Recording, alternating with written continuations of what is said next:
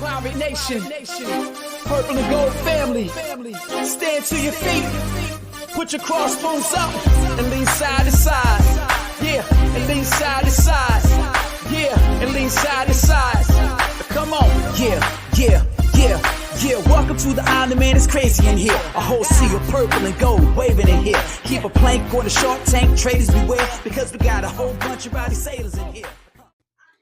Welcome into the Sports Objective, very special nights. We're going to be talking hoops and a lot of life and a lot of other great stuff. Maybe even some NASCAR with a gentleman we have on tonight, Bubba. Yeah, when we have this guy on the show, there's no telling what we'll talk in addition to college basketball. Welcome back in, Coach Mack McCarthy. Coach, how are you? I'm good, guys. Good to be with y'all again. And NASCAR, this is pretty good timing. They announced a few new rules today, and none of them are real big, but one of them is particularly exciting to me. So I know we'll get into it before we get off here. All right, sounds good, Coach. Welcome in. Glad to have you, and that means it's basketball season. Want to get your thoughts overall so far. I guess we could start with ECU with the men's team. It's funny, Coach, that I was thinking about you and Bubba and all the Pirate Nation. Isn't it funny how January is like the bad movie? We see this everywhere. Like, okay, we have the great start. And then like last year, for example, we had Brandon Suggs go down 6 games. He's out. We go on a losing streak. This year we have our point guard with Javon Small. I'm really happy with Coach Schwartz. And you know how I feel. I told you it's not a coaching problem. We have a commitment problem. But love Coach, what he's doing with recruiting. We can talk about that. But just disappointed for him because they were off to a nice start. And then all of a sudden we flipped the calendar. It's 2023, January. And like, here we go again. Yeah, you know, we've talked about this and beat the dead horse quite a bit about the resources and support and that kind of thing. But you know, one thing, there have been a couple things that were encouraging from that aspect. The first thing was the number of bye games, and they had 6 or 7 or 8 bye games where you're getting those home games that you don't have to return. Then they had a couple neutral court games, which are always good, much better than playing at somebody's place. So that was really encouraging to me that the athletic department, the university, whoever was willing to make that kind of commitment, because that helped get off to a much better start than the roster would have indicated that you might expect. I was on the staff in different capacities for 5 years. We bought one game. We bought one Division I game. Wow. I think they bought 8 this year. We bought 1 in 5 years. So that's a step in the right direction. The other thing that they appear to be doing, and I don't know this for a fact, that I'm getting this secondhand, but apparently they have more charters every American game, Coach, than they've ever had before.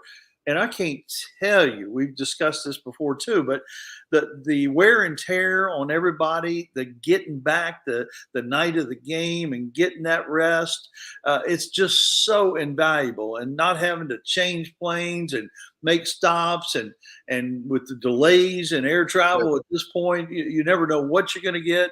So those are 2 really encouraging things. And then I hear nothing. I have not met Coach Schwartz yet. I've met the staff. I've been in the building some because I walk over there, or in the football stadium, pretty much over there every day. So, and I've heard him coaching them up down there, but I've not been able to meet him yet. But clearly, a lot of folks that are true basketball supporters like you guys are very excited about how he's handled things, whether it's meeting with the Pirate Club before the games or just running into him in the community. So good for him.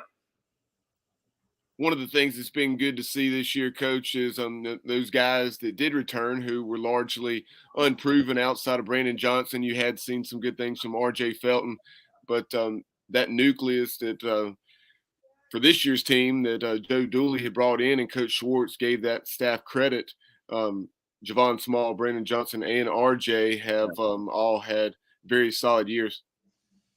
Yeah, and it was good that there was some continuity there, and because that doesn't always happen when there's a coaching change. And we've talked about NIL and the transfer portal, and the one place I think the transfer portal has some relevancy is when there are coaching changes. I think that's one time where they ought to get that exception. But when there aren't coaching changes, and I don't mean to go down this road because that would lead us off in a bad direction. But yeah, it's been great that there's some continuity, and I'm glad that they recognized there was some work being done before they got here. And one other real positive thing, and I'm jumping around a little bit, but one more real positive thing is the fact that Houston and Cincinnati and Central Florida will be gone.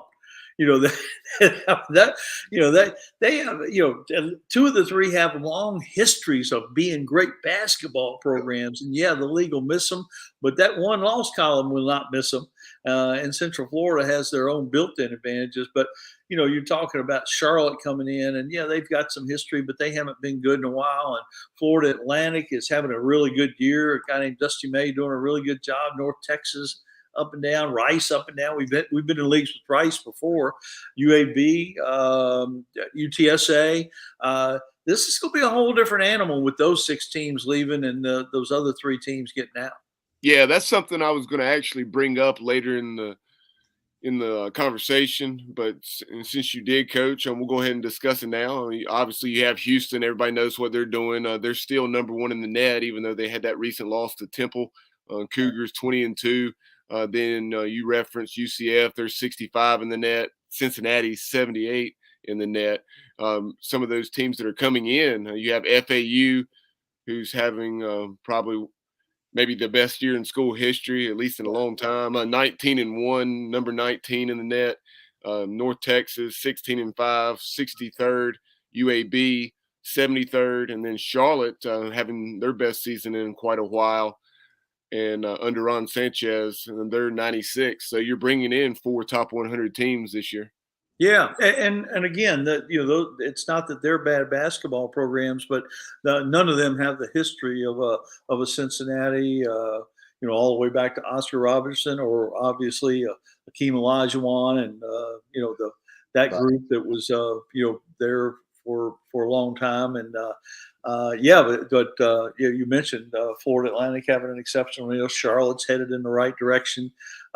Florida Atlantic's an interesting deal. Them and Florida International are down there, and they've both bounced around leagues too. And Florida Atlantic seems to be the more stable of the two, obviously. And they tried it. They tried. Gosh, didn't they try? I know they tried the UNLV guy, Sidney Green. They tried Mike Curry. They tried a bunch of Isaiah Thomas. Didn't they try Isaiah Thomas? They tried a bunch of pro guys, and none of that worked. And they hired Dusty May, and he's done a really good job. And like you said, Coach Sanchez at Charlotte with the Virginia background and all that kind of thing, doing well. And Kennedy at UAB, he's done it at all kind of different levels, and he'll do a good job. And it ain't going to be easy, but it will be easier. Yeah, I was thinking about that as well very quickly, Dave. Since you brought up Isaiah, he was actually FIU. Okay, I get those two mixed up, but I know Sidney Green and Mike Curry, the other 2 pro guys, I know they were there. We even coached against Sidney Green. I know Mike Curry real well, and he's went out with Jerry Stackhouse over at Vanderbilt. But Coach, with the program heading in, it looks like in the right direction.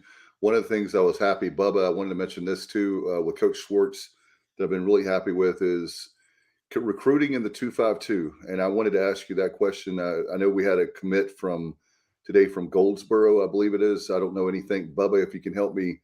I know that he's from Goldsboro, which I'm really happy about. And I wanted to ask, get Bubba to talk about it. And then, Coach, I wanted to ask you how difficult it is to get guys from our neck of the woods to come to East Carolina. But Bubba, can you mention? Yeah, Dave, you're correct. Young man out of Goldsboro, 6'6", about 215 or 20 pounds. His only offer, I believe, was Alabama A&M. Takari, it looks like Takori, but Takari Faison. Coach Mack, had you seen that? I had not. I haven't really followed the recruiting side of it at all, to be honest. Yeah. Dave, a little about him.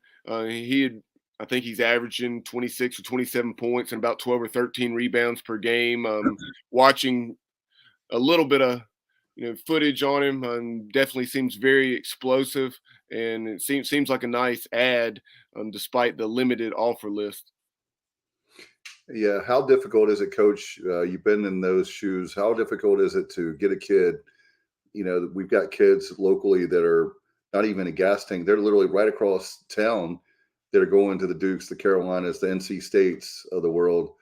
How hard is it to get those guys? Even if you don't get the best guy, that's what I've always talked about with ECU. That's frustrating for me is even if you don't get the best guy on the team, local teams that are very good, can you get the second or third best guy on some of these championship teams that I know it's not that easy, but I just wonder if we can do a better job of recruiting in Pitt County and Lenoir County with Kinston and Eastern North Carolina. Well, recruiting is still the hardest thing to do, and you've got to show a commitment. You've got to show some hope. You have to sell yourself, obviously, which has probably been the best thing we've had to sell, recently is the coach but there are a lot of complexities here. You want to recruit close by. That would drum up more local support in some ways, and that's a double-edged sword because they know a lot about you, and that can be good and that can be bad. East Carolina, we've talked about it a million times, but it doesn't have that history of great basketball. And some kids will see that as an opportunity, and some kids will see that as a detriment. One thing that's really changed with recruiting local kids, even if you're not going to get them, you better recruit them because you might get them on the bounce back. Oh yeah. You better stay in good stead with them. You better handle it well. You better not get mad. You better not get out of it early just because you're not going to get them. You better keep recruiting them because you might not be recruiting them for this signing period, but you might be recruiting them for that next signing period. And that is one thing that has changed dramatically. One other thing about recruiting local players, I heard this all the time. Chattanooga was pretty good in high school basketball. The surrounding area was pretty good, and they were always encouraging us to, maybe encouraging might not be a strong enough word, but they were always trying to get us to take local guys. And, the best thing you can get is a local guy who can play. The worst thing you can get is a local guy who can't play. Right. And so you better be sure he's going to be a really good player. You don't want to take an average player or a less than average player that's a local guy because everybody's going to be in his ear. Why aren't you playing? Why aren't you as good as you were in high school? So you have to be careful and take all those things into consideration. Just like Amaya Joyner with Farmville, she's done a nice job this year making transition to Kim McNeil's team. I'm really happy for the job she's doing. Yeah, and we used to talk about this all the time, and you never know when you're going to get guys to come back. We got at Chattanooga, we had a local guy come back from Miami, one come back from Memphis, one come back from Florida State, one come back from Western Kentucky. You just never know. You better handle those, and it's more important now than it was then because you used to have to sit out, but now you got that free pass. Come on back and play right away. Now, Coach Mack, like you said, every situation's different. Every kid's different as far as how they perceive the, what's important when they're picking a school, and of course it varies just in the options they have on the table and so on and so forth. But going back to 15 plus years ago with your experience there, both as an assistant coach and then 3 years as a head coach, what did you experience on the recruiting trail as far as East Carolina's limited success in basketball and how that was perceived by recruits and affected things?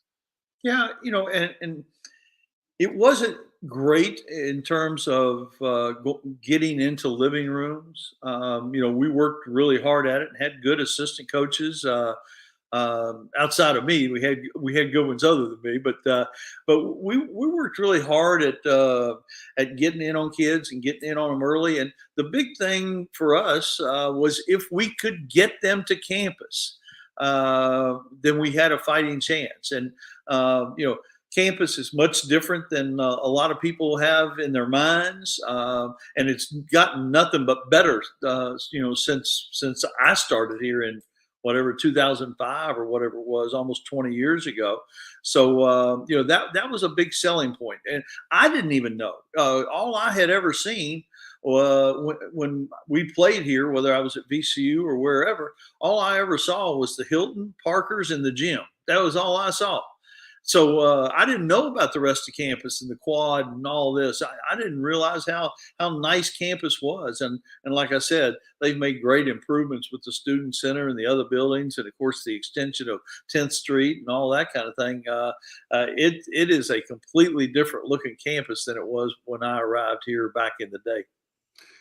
Coach, as far as one thing I've heard in Pirate Nation, I won't get your take on this to put you on the spot. I would never do that, right? When it comes to, but I appreciate your honesty. That's why I'm asking you your basketball background. When it comes to NIL, one of the things I've heard from Pirate Nation is we need to stick to NIL for football only. And I'm disappointed to hear that because I'm a Pirate guy through and through, if it's tiddlywinks, whatever the sport is. And I understand it's going to be difficult, some of the Olympic sports, to give NIL deals. But when it comes to basketball, Bubba helped me out. Wasn't that SMU that was giving it comes out to be about $2 or $3 million? Yes, SMU. Obviously 85 scholarship football players, and then 13 in basketball. Those 98 student athletes receive it's either 35 or 36,000 for NIL. So yeah, that came out to be just shy of $3.3 million, and obviously SMU's an extreme example because of the money that we know they have there. Yeah, I was just curious. I'm just curious your thoughts on my point. The reason I brought that up, will that help at all? If we could do something like that, will that help with getting recruits, or they're going to say, well, East Carolina doesn't have the history? I guess this goes back to what you talk about. If they feel like they can come in and contribute early on, maybe they would take a chance on us. But I was just wondering if that would help us with something like that, where we don't have the millions of dollars lying around for every single player. We know that, but maybe 35,000. Can we do that? 25,000 even for a basketball player? Well, it would matter a lot. And don't get me wrong, there are no kids out there just sitting there waiting for their highest bidder. That's not how any of this works. And I used to laugh at people who say, well, school X was cheating. Well, they weren't the only one cheating. They still had to recruit the young man or young lady. But I almost threw up in my mouth a little bit when you talked about the football thing. We ought to just do it for football. We shouldn't do it for anything else. That's how we got in the shape we're in. And then you put all your eggs in one basket. The basket doesn't do too well, and then you're in trouble. But hey, I don't think. I don't know that that's a decision you have to make. The money will come, and it'll follow the interest. We have basketball supporters, and I'm sure they'll want to participate in that for basketball. We have a lot of people that are really interested in golf, a lot that are really interested in swimming, and that's one of the good things. The really tough thing, and again, it's not like the first time we broached this subject. The really tough thing is there's a finite number out there with the dollars, and where are those dollars going to go? You want them to improve facilities. You want them to go into annual giving for scholarships. There's not but so much money out there. Can you maintain the level of fundraising you're doing, and on top of that, raise money for the collectives or whatever NIL shape this thing takes place? Because there's no quid pro quo with those. You're donating money philanthropically. You're not getting tickets, and you're not getting parking spaces, right, and you're not getting your name in the program. You're giving money because you love ECU and you want them to win. That's a whole different animal than the transactional thing that you get with donating to the school or the athletic department. And Bubba, I was going to mention, because Bubba is big in with the Pirate Club. It's like now, Coach, I was thinking about this a couple weeks ago. It's like a three-pronged approach when it comes to, we've got the scholarships for Pirate Club. Yeah, Pirates Unite, which is the capital campaign. We've raised over 15, it's like 25% of the way, I think. Help me out, Bubba. You're the math guy. But $60 million. Yeah, a little over 25%. I went to East Carolina. Give me a break, Coach. Yeah, we're and then right around a little over 16 million raised, Dave, for Pirates Unite. Okay. And so then 3.5 toward the 7 million in baseball. So the reality is, Coach, we used to have just Pirate Club, but if you look at it now, it's 3 theaters of war. You have Pirate Club, you have the Pirates Unite campaign, and then we have the NIL with the Boneyard. Is that right? Help me out, Bubba. Boneyard, Team Boneyard. I'm sorry, is a collective that we're Henry and Hank Henton and all those great folks and that are doing that. here recently. They've made tremendous strides over the last 2 or 3 weeks. Obviously, those relationships have been existing or being cultivated for quite some time now, but those things are coming to fruition. They made the announcement that 25 to 30 local businesses have donated to Team Boneyard, and you had Bagel Man with 50 grand. You had Basil's $5 grand. You had Sup Dogs. It's I think 10 grand, 10 or 15 grand. So it's great to see, and obviously all those 5 and 6 figure donations add up. What about my friends at Parker's? They giving Parker's? Come on now. No, I'm kidding. But what I was saying is, like, you're making that point. Before we just had Pirate Club, and now we've got 3 different prong, like a tri-prong, a 3-prong thing approach of raising money. So that's been my concern, is that where do we get those when it comes to the Pirate Club? Where do we get those $100 donors there's thousands of those out there, graduates. We have a guy with JR that loves our show. He actually is a guy who was at your neck of the woods in Virginia, Coach. I know JR very well. Yeah, and then he moves down here. He retires here because we're a great college town, and the guy knows stats as better than anybody. He should be on the staff at ECU. He's so good with stats. Him and Bubba could run stats like nobody's business. But we need more of those people that didn't go to ECU, that love ECU. They don't have to be. I think sometimes we get in the trap of that has to be a graduate to donate. No, we'll take everybody that wants to give. Yeah, and the old question that always pops up: which comes first, the winning or the money? And it's hard to sell that give us the money and then we'll win. But that's the situation we're in. And you mentioned the 3-prong attack, and we haven't even mentioned the actual reason for the place is the academic side is asking for some money too. Oh yeah, of course. Yeah, I'll try to give it to my. Don't hold this against me, guys, but I'm a political science major, so I can't control what's going on in Washington and Raleigh, but no one can, apparently. Yeah, exactly. So, but seriously, I will give to my department and, like a general fund or different things and whatever it takes to help the school out. But that's my concern now, is that all the, are we fighting against amongst ourselves where we're, if I have $100 and that's all I have to give, and I want to, where do I, if you're a fan, well, we need help with scholarships, but some people don't think that's sexy enough, I guess. But we do need those student athletes to pay for their scholarship. Then when you say, hey, oh, by the way, we need 60 million to keep up with the arms race for the other schools. And then the whole new wrinkle of the NIL, which is something that I was just asking Coach in the green room if he would coach during this time, and you gave me the emphatic no. So that's when you see Coach Roy Williams, Coach Mike Krzyzewski, a lot of these great coaches, and then you were telling me a whole bunch of ADs have quit too, Coach, over this. The NIL? Way more ADs than coaches have said, this isn't what I signed up for.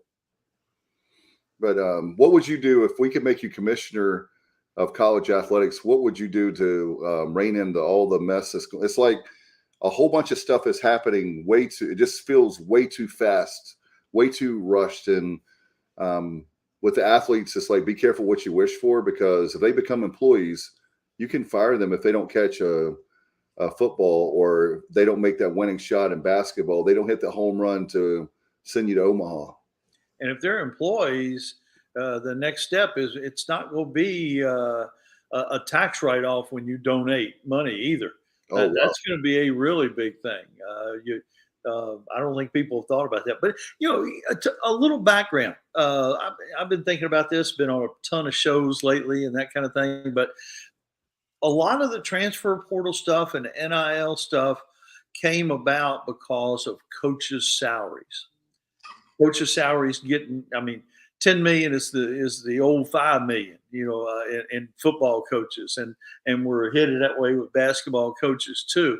But everybody overreacted to that, or maybe they overreacted, but in conjunction with that. But they kept talking about the coaches can move, which isn't true, without penalty, and the coaches are making so much money, the players can't move, and they're not making any money. They're not making any of the money. Well, none of those things are absolutely true, but that's how all this started.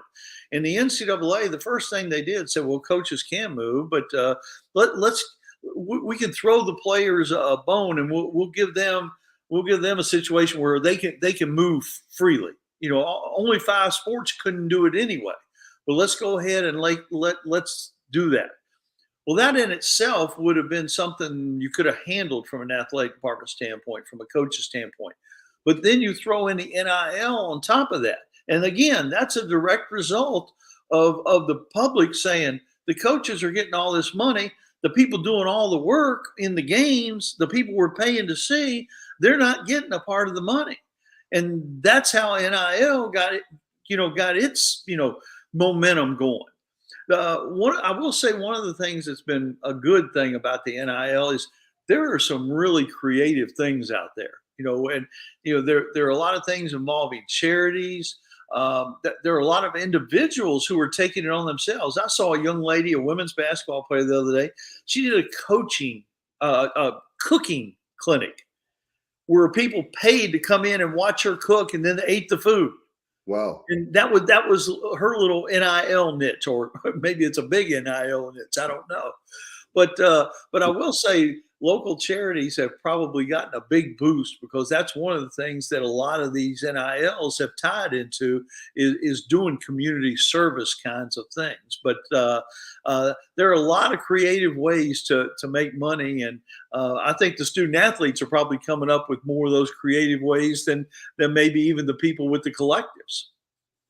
One of the things that we saw, and I won't name any names, but when it came to the football team this past season, one of the things we predicted 2 years ago when this came down with NIL is there were players jealous of other players. I'll just leave it at that. I won't start naming names because I love all of them. Something that I really have worried about is that we don't mind the players getting paid. It's just the wild, wild west and what you can do, what you can't do. This state can do this. This state can't do that. And that's the one thing that I've been upset about. But anyway, we've talked enough about. Dave, a thought right there, in not only states, but even schools. There are some schools that have embraced the NIL to the point where they say, yeah, wear our uniforms, use our name, use our brand to further your brand. And then there are some schools that are not allowing that. And both of them have good reasons for doing what they're doing. But even that is different from school to school, not even state to state.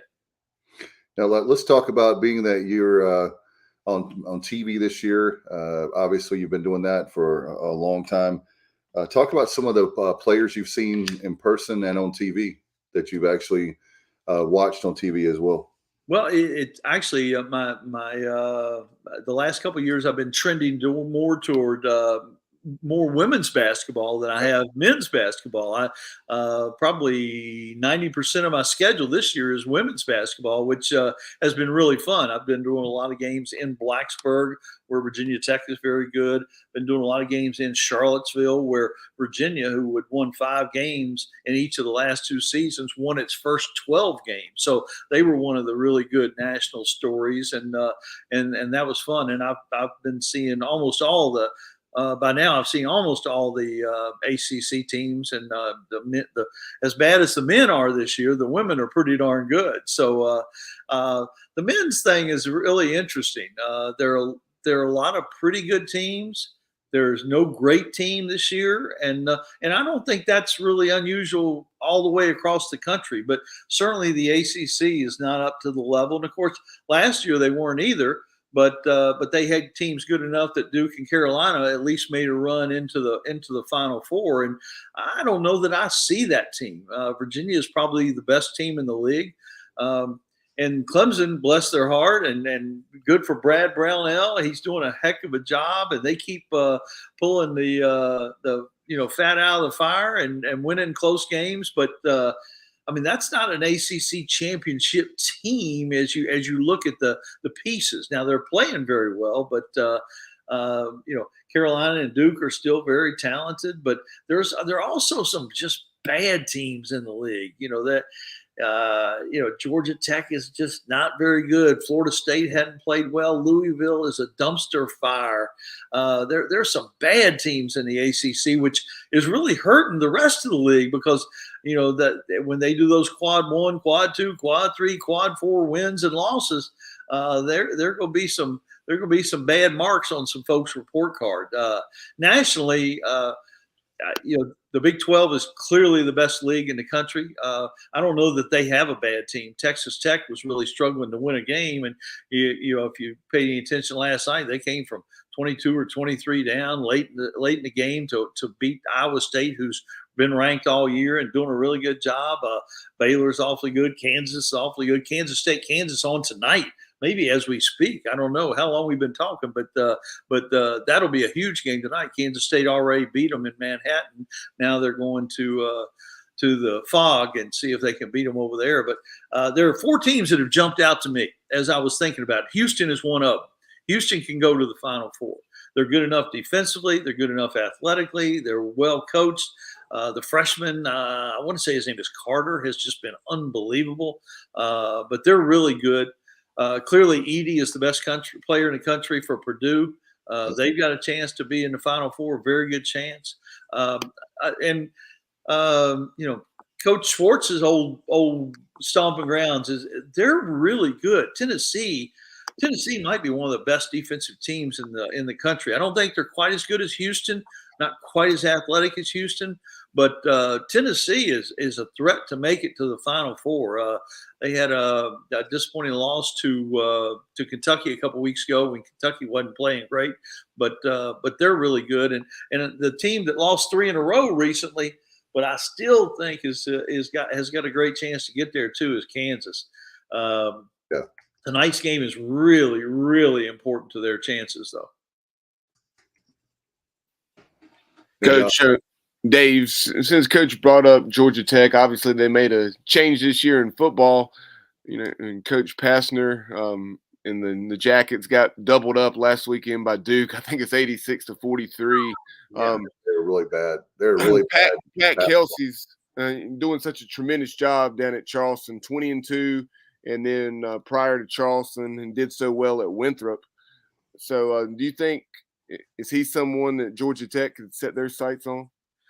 I don't know. You and the AD down at Georgia Tech are big buddies, so you should have some inside there. Yeah. By the way, I was going to mention, speaking of Tennessee, congratulations to Rick Barnes. He was inducted, or will be inducted, into the North Carolina Sports Hall of Fame, of course, being from Hickory. So I want to give a shout out to Coach Barnes. That's a really big deal. And speaking of women's basketball for East Carolina, really proud of Rosie Thompson, who I like a lot. Rosie Thompson. Yeah, happy for her that, was it 2,500 points, Coach? Bubba helped me out, something like that. It's an amazing, when you think about, okay, let's say that every player stayed 4 years. 2,500 if you stayed all 4 years, that's a lot of points. Rosie was a great player. She was a great coach. She was even better at being an administrator, whether it be the senior women's administrator or compliance officer or whatever title she had. And on top of that, she's even a better person. She is an absolute asset for the university and for this whole community. Just one of the best people in college sports I've ever met. No doubt. I've been trying to get our good friend Jeff Charles one day that he can make it into the Sports Hall of Fame. And I know that another one of our friends that people have nominated is Brian Bailey, who I think a lot of for WNCT Channel 9 for the Hall of Fame. He's a UVA fan. I don't know what we need him. Well, some of those rivalries run deep, don't they, Coach? We got to keep Brian humble. Exactly. Now, Coach, when you got out of coaching, or maybe even back when you were coaching, you see coaches like Terry Holland. Terry Holland retired from coaching very early. They were early 90s or so, and went in maybe even late 80s, went into administration and did so well on that side of things at Davidson, Virginia, and East Carolina. Is that something you ever considered?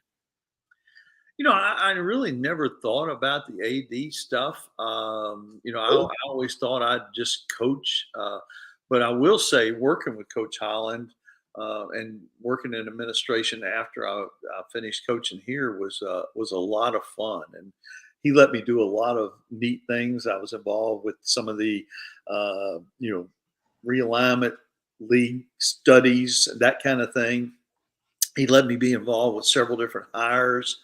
Then I had some mundane things, like whether it be the car dealer program or some of the other things that I was in charge of, athletic housing, coordinating with the folks across campus and all the coaches and all the different teams. So, but I really started to enjoy it a little bit, but I didn't enjoy it so much that I didn't miss coaching, and I certainly doing the television is the next closest thing, because I get to be around the games, get to go to the games, get to go to the practices, and then still get to sleep well after the games, unlike when I was coaching. I bet a lot of sleepless nights, right, Coach? It's really tough when I say that when coaching at high school level or even rec or whatever, even when I win games, that it's really hard, that adrenaline,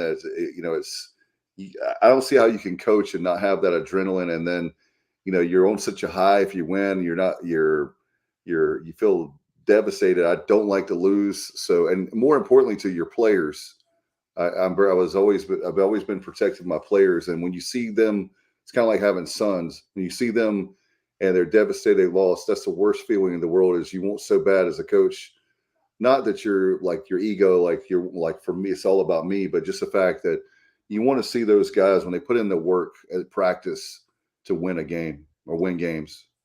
Yeah, there's nothing really like it, being part of a team trying to achieve something bigger than your individual self, and the buy-in that it takes from everybody to do that kind of thing. I've never experienced any other thing just like that. Being part of something bigger than yourself, waking up every day with the first thought you have is, how do I make this thing better? Is something that I have not been able to replace in retirement, to be honest. By the way, a quick note for our friends that are we have some friends of ours in Pirate Nation. It's EC United, the Carolina Hurricanes, and they're losing now. Well, they were up when we started the show. Now they're down 4-2 in the third. So hopefully the Hurricanes can do that. We got to win on ECU night. Come on, Hurricanes. So are you a Hurricanes fan? Do you like hockey at all, Coach? Not really. I'll watch it a little bit. We went to some hockey games, some not the top level hockey, but minor league hockey games when I was in college, and it was fun to go to. But no, I never really got into hockey.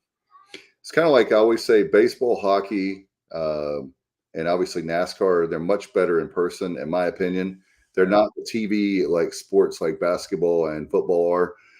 Speaking of NASCAR, you said you wanted to. We're running long with you tonight, as always. But talk about those new rules. Help me out on the NASCAR. I'm in my day job, and then I've got kids that play ball. So as you know, we're running late starting the show with my daughter, but she didn't win the game. But what about NASCAR? What are the new rules? Share with us. The big one, there are a bunch of little ones, but the biggest thing was on road courses this year, and this has been a problem since they instituted the stages. Stages ruined road course racing in terms of strategy. Road courses used to be the place where crew chiefs could get the most creative with strategy and doing different things, whether it's taking tires or pitting or short pitting or long pitting or playing till the end of the race kind of thing. It was really a lot of fun to watch that part of the race. But because you had these cautions at the stages, that became, no longer in existence. Everybody was pretty much on the same schedule all the time. So now what they're going to do for the road courses is there are going to be stages. They'll award points, but no cautions. You'll just keep racing, which I think is just wonderful. It won't interrupt the flow of the race. It'll allow people to be more creative with their strategy calls and that kind of thing. And there's been a cry for that from the crew chiefs all along, but I don't know that the fans paid all that much attention. But this is going to be a really good thing for road course racing. Another thing that fans will notice is they've only used wet weather tires for road courses. Now they're saying they might use it at Martinsville or Richmond or North Wilkesboro for the All-Star race, New Hampshire. There are like 8 different tracks that they said they would consider using the wet tires, wet weather tires for those events. And that's a big departure from the past where if it rained at all, they just, were on hold till it dried up. What are your thoughts? First, I'm going to ask you, because I like it. I like when they have these different events like at the LA Coliseum. Do you like that? I know it's really like an exhibition, but I'm a fan of it. You don't like it? I don't. It's a gimmick. I don't like that. I don't want the dirt at Bristol. Bristol is concrete. It should be run on concrete. And the thing in LA is as a PR stunt. Hey, have at it. I'll watch it. I'll watch them regardless. But that's not NASCAR. All right. And Bubba and I, we're actually going with our buddy Mike Ray to Martinsville. I'm hoping I can get a grandfather clock for my house. I don't know if they'll give me one or not.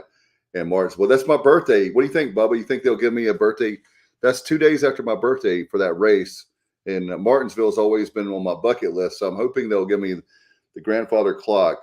But the other thing I was going to mention beyond that was about North Wilkesboro. I'm a huge fan of them bringing the All-Star race. What do you think about that? Love it. I think that'll be. I mean, North Wilkesboro and Rockingham, we ought to be racing both those places.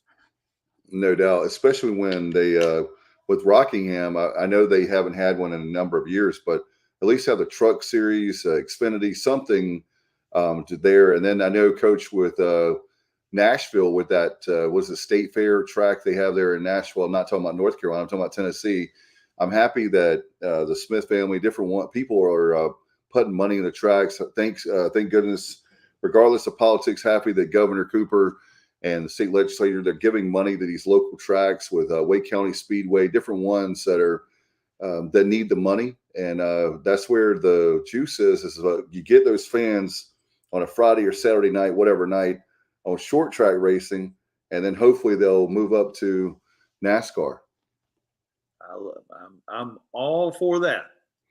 No doubt. I know Bubba wants to circle back to basketball. Just circling back to basketball, Coach. Come on, Bubba. I'm sorry? Bubba's not a NASCAR fan. Can you tell that? Yeah. I wouldn't know what to say, Coach. But I talked about the success Charleston's had, 20-2. Clearly one of the teams that could very well make a run in the tournament to the Sweet 16 or something, or who knows, maybe beyond. You have Utah State. Ryan Odom has them playing really well. New Mexico's 18-3, and you have St. Mary's out there in the West Coast Conference, who's has a strong tradition. But who are some of those Cinderellas, if you will, that make March Madness so great? Who do you foresee some of them being this year?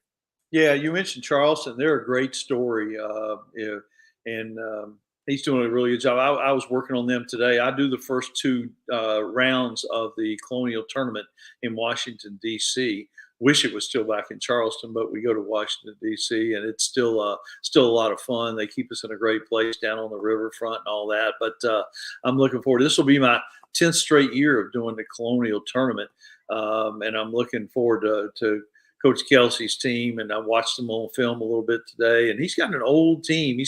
And weirdly enough, the transfer portal for him, he has utilized it, but he's going after Division II and Division III guys. And he's got a couple from someplace called West Liberty, and he's done a really good job with them. But yeah, you're right about them, and that they're doing really well. One team, and of course they're not totally off the radar, is Xavier is awfully good.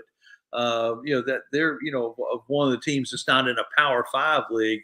That's a good league. Providence is always good, and we're used to Villanova winning that thing. But Xavier is back. They've been down for a few years, and Mount St. Mary's, they might win the West Coast Conference this time. They're awfully good. Gonzaga's showing a little weakness, and Gonzaga's still very good now. But they don't have those NBA guys like they normally have. Another team in that league that's really good, that's going into the Big 12 with Cincinnati and Houston and UCF, is Brigham Young. They've had a couple of just heartbreaking losses, and I think they've only had 2 league losses, and I think they're going to get at least 3 teams in, and maybe 4 teams out of that league in the thing. And St. Louis is a team that is probably still leading the A10, and the A10 hasn't performed quite. I thought Dayton was going to be a little better. VCU is starting to play a little bit better. Davidson's down a little bit. St. Bonaventure's not quite as good, but St. Louis is pretty darn good with Coach Ford. Coach, I had reminiscing there when you were talking about the Colonial. I miss the days of when East Carolina was in the Colonial and going to Richmond Coliseum.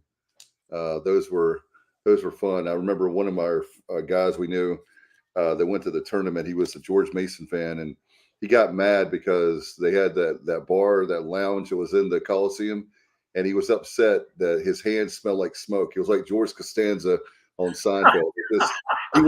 Instead of watching the ball game, he was more focused on talking about his hands smell like smoke. So crazy stuff there. But that was one of the things I loved about that league, is that a lot of great teams, a lot of the geographic part.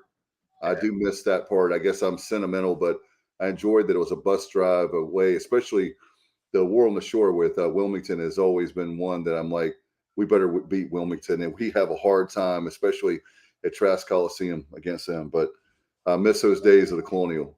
Yeah, me too. At VCU, we were right in the middle of the league, and we literally could take day trips to American, to Mason, to JMU, to William and Mary, ODU. We could take 5 day trips if we wanted to, and obviously Richmond, 6 day trips. Wouldn't even have to spend the night if we didn't want to.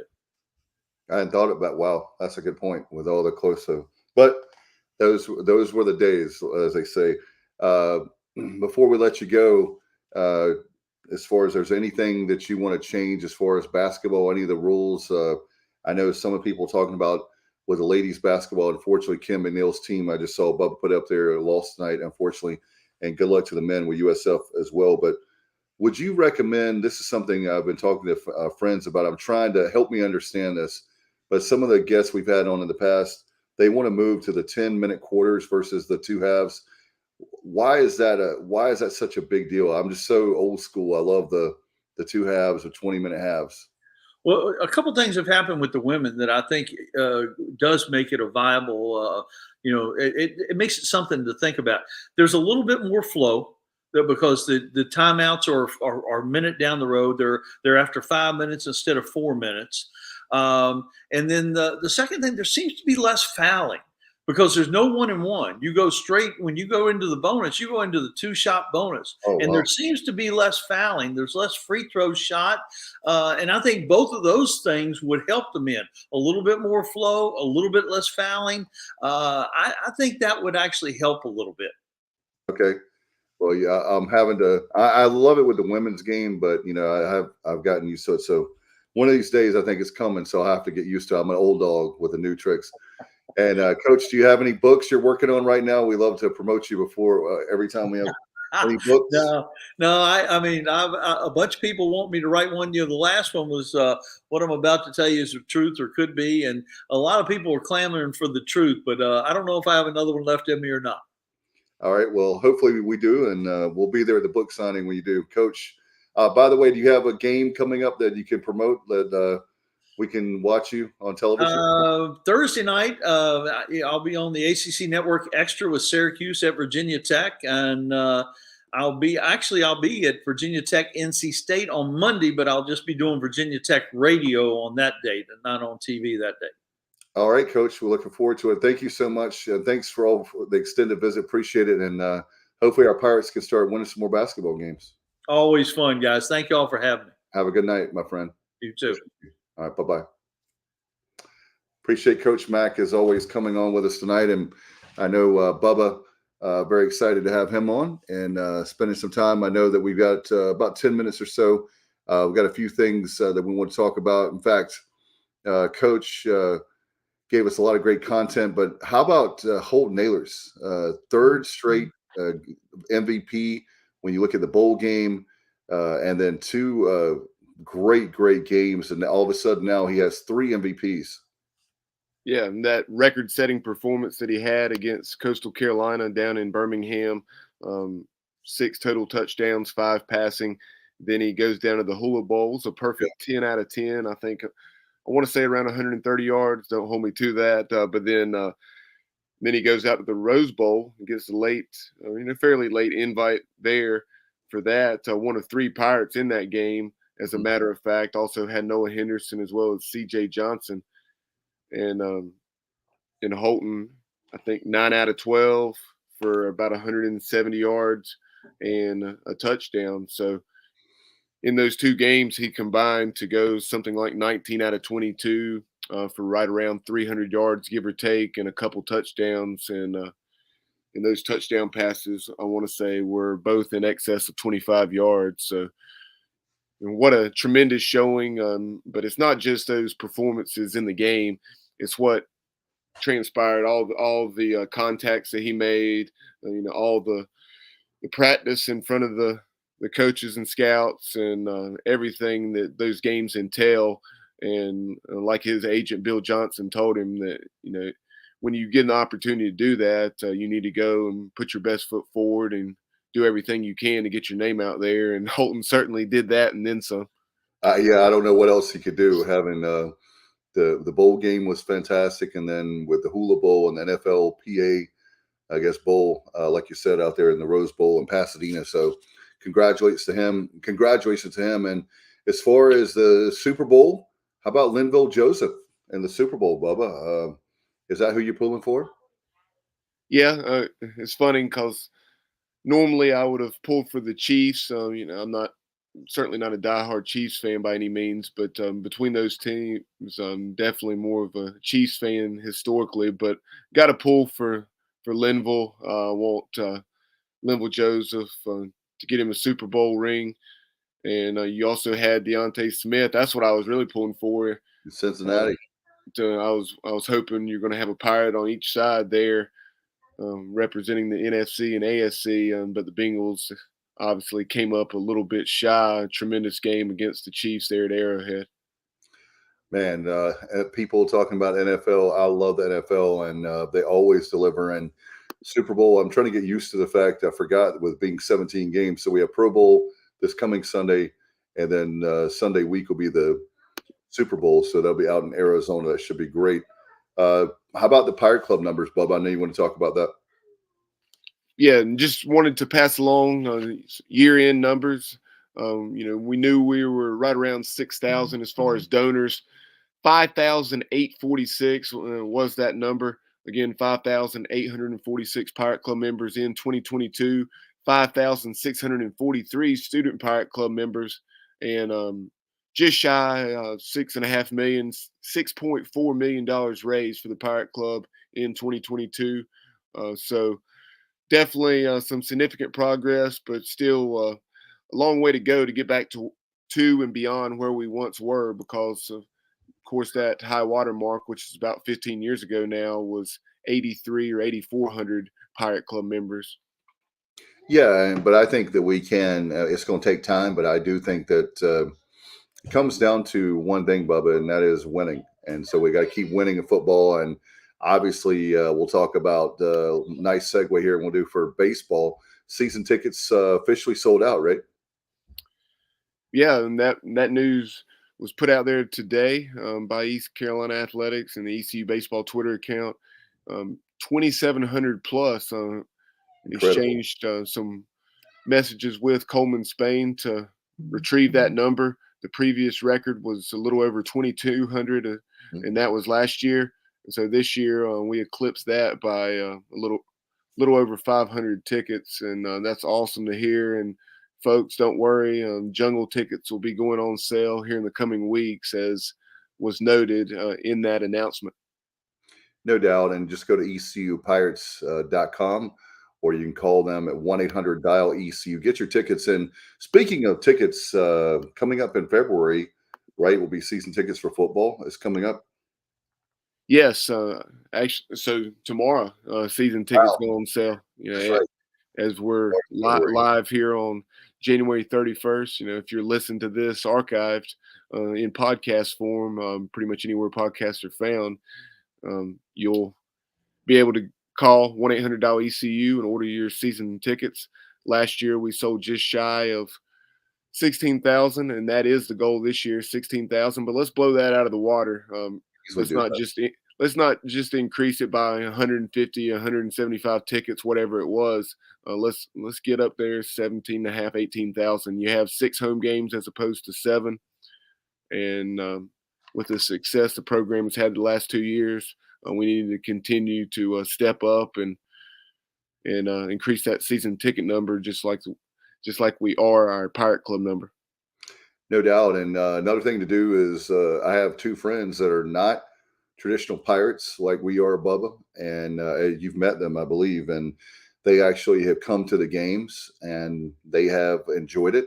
So they're going to come back with me again this year. And then we have other guys that went to East Carolina who you nudge them, come to the game, and they're very excited. Now that we're winning, it's funny. And when in the Mo era, Bubba, you remember when we first met, I couldn't give away my seat, like get people to go with me. I couldn't even give the tickets away.